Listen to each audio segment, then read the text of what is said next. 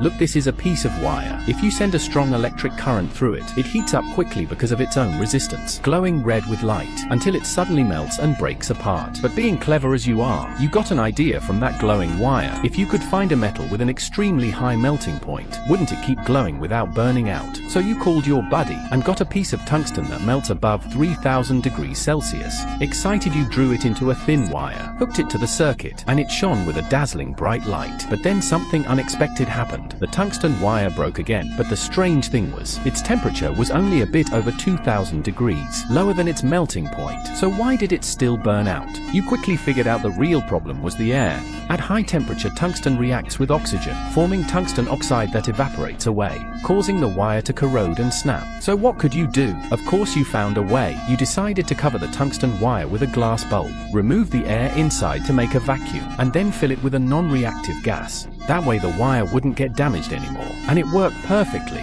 When the current passed through the wire, it kept glowing steadily with a bright constant light. But the straight tungsten wire had low resistance, so the light wasn't strong enough to brighten a whole factory at night. So you came up with another idea. You replaced it with a thinner wire shaped into a coil. It had higher resistance and a longer glowing surface, so it produced an even brighter light. But the 2500 degree heat made the tungsten wire too soft, so you crafted a small glass pillar inside the bulb. You called it the support column. It was insulating and gave the coiled wire extra stability. It also sealed the gaps of the bulb, keeping the inside perfectly airtight. And that's how you, the great inventor, created the incandescent light bulb.